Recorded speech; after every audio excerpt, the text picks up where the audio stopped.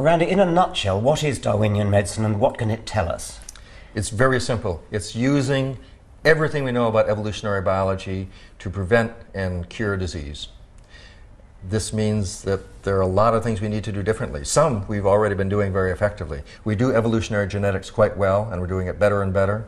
We're using evolutionary biology to understand bacterial evolution and antibiotic resistance. Oh, yes. It's already been done well, and we can talk more about that in a minute if you'd like. But this larger picture is what George Williams and I have tried to get across. It's this sense for what the body is as a body, not a machine, and really it all comes down to asking a question that has not been asked as seriously as we'd like to see it asked. That question is, why isn't the body better? Why didn't natural selection make us better? And to simplify things, we list 6 possible reasons. The first one is that other things evolve faster than we can, so it's no surprise we still get infections. The second one is that the environment is different now than it used to be, so we can't evolve fast enough to keep up. So the first 2 are because we can't evolve fast enough. The next 2 are because natural selection can't do everything. There are a lot of constraints on it. It can't go back and start over again, and there are going to be mutations creeping in, so the information store is going to get corrupted. Just can't do better than that. Then natural selection stuck with it. Closely related are trade-offs. Even in machines, like in bodies, nothing can be perfect, because if you made it absolutely perfect, the cost would be too great. You could make a car that would go 1,000 kilometers on a tank of gas, but the whole back seat would be taken up with a gas tank, and it would blow up every time it got hit by another car. The final 2 explanations are not really explanations for why natural selection didn't make us better. It's explanations for how we misunderstand the body. In particular, we think that the body was shaped for health, and of course it was not shaped for health. It was shaped for maximum reproduction, and this explains a lot. And the last one we've just been talking about is defenses. Fever, pain, nausea, vomiting, and all the rest are not diseases. They're defenses shaped by natural selection, and their regulation has been shaped by natural selection. So these 6 things are possible answers to the question about why natural selection has left our bodies vulnerable to disease. Our bodies are so fabulous in some respects. Our heart keeps beating and never takes a 5-minute vacation for decade after decade after decade. That's astounding. Our eyes work so well late into life for most people. But we have an appendix, we have a wisdom teeth, birth is difficult, many people get nearsightedness, and the combination of some things being so perfect and other things being such botched jobs is what should make us all sit up and take notice that this is not a machine. This is something that's been shaped by natural selection. It has a lot of vulnerabilities built in that can be explained only by how natural selection works. If you had your way, could you retrain doctors to think differently? And how differently would they actually act when they're faced with patients? You know, there are a lot of specific things that doctors can do differently as they understand natural selection better. For instance, using drugs to block pain and vomiting. If you think more evolutionarily, you'll do that slightly differently. Mostly, of course, you'll do the proper research to get the answers. I don't think natural selection actually tells doctors practice differently immediately. What it gives doctors is a more accurate sense for what a body is. So when a doctor sees aging, many of them think of a machine breaking down because parts break. But once you start recognizing that that's not just what's going on, that every aspect of the body breaking down is involved with some trade-off that probably has advantages, and talk about how practical this is. We're now finding specific genes that are involved in aging. Would it be very wise for just to go and knock out those genes? We soon may well have the capacity to do that. If you're thinking just from a mechanical point of view, that sounds like a good idea.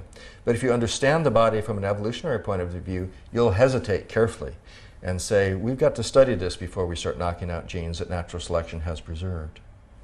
Why do males tend to die younger than females? Oh, yes. You and I were members of the feeble sex, aren't we? I think it's not quite fair. So it just doesn't seem fair, does it, that guys like us are going to die on the average 7 years younger than women? You'd think, especially natural selection, if it wanted to favor males, could have at least allowed us to live longer, but we don't. So is it just here in this country and in Western society? No, it turns out to be every place. I got data from the World Health Organization that lists mortality rates, what percentage of people die at each age, for 20 different countries at different ages of life. And I wanted to figure out, for every 100 women who die, how many men die at age 20? And my guess was, about 120 men die for every 100 women who die, about a 20% excess. But when I looked at the data, for every 100 London women aged 20 who die, 300 men die. The death rate is 3 times higher. I was flabbergasted, even though I was a properly educated doctor. No one had ever mentioned this. And then I looked at 20 other countries. Same pattern in every country. It ranges between about 2.5 and 5 for that peak. Then I looked across the age span. Throughout the entire lifespan, males die more. So how come? Why did natural selection discriminate against men? And of course, once again, we're back to trade-offs. Males that invested more in competition and certain kinds of muscular vigor and all the rest ended up having more offspring than other men. There's variation in the amount of investment in that kind of reproductive competition. For women, competing for mates doesn't influence the amount of babies they have very much. Most women can find a mate and they don't have to compete in the same way. As a result, natural selection has invested much more of life's energies into mate competition for males and less in females. So for us, we have less investment in repairing our tissues. And as a result, we die. Those 300 that you mentioned, what are they actually dying of? We actually looked at that. It turns out that for the 20 leading causes of death, 19 of them are higher for males. And we also looked to see if it was all explained by riding motorcycles without a helmet and drinking too much too fast and unsafe sex. About half of it's accounted for by those behavioral kinds of factors.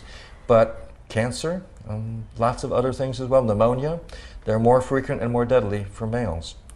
So our bodies seem to be designed, and it's in other species too, of course. If you look at chimpanzees, you see the same pattern. The males are competing and fighting and dying young on average. So let me see if I got this right.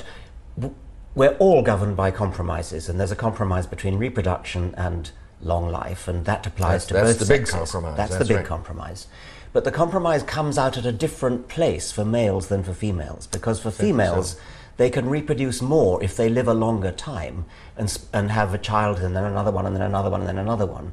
But for males, it's not like that? Is that what you're saying? Well, in a sense, they can live longer, and some people have suggested, in fact, particularly Ruth Mace, who does research right here at University College London, has looked at whether lifespan for females has been increased because women make good grandmothers and therefore help their own genes. Well, I was going to say, because, I mean, on the face of it, we're contradicted by the menopause, aren't we? Because men can go on reproducing well into old age, whereas women can't. In that same 1957 paper, George Williams suggested a possible explanation for menopause. He said, it may be that after a certain age, the risk of pregnancy in terms of killing a woman and resulting in the death of her existing children back in ancestral times would be so great that it would be better for her to stop reproducing herself and instead take care of her children and her grandchildren.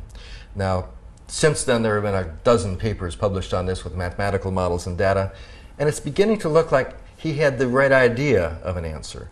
It looks like women who do stop reproducing may have a better ability to care for children and grandchildren, and they get into, it's still a controversial issue, actually. We're all of us descended from an unbroken line of ancestors, not a single one of whom died young. Yes. But they all potentially died old, many of them died old. Would that be one way of summarizing the whole Darwinian medicine? And those who died message. at age 20, on the average, had fewer offspring than those who died at age 40 or 60. So indeed, everything is a trade-off, and there's variation, which has resulted in selection for genes that maximize reproduction. Usually they maximize health also, but not always. So we're really not designed for health, we're designed for reproduction, and if there's any competition between those, reproduction wins. That's right, absolutely. It's a sad thought, isn't it? It doesn't mean we all have to rush around reproducing like crazy. No, it certainly doesn't. In fact, it might make you think that maybe natural selection has played a bit of a trick on us, encouraging us to do things that are good for our genes, but not necessarily good for us. I think it is important to remember that although natural selection does explain why we're here, it doesn't provide us with a recipe for how we ought to behave necessarily, morally or politically or anything like that. No. And even, I mean, finding out that on the African savanna there were good reasons for eating a lot of fat and sugar, that's not a good reason for eating a lot of fat and sugar. And what's worse, even knowing that doesn't really change much our ability to resist eating those tasty things.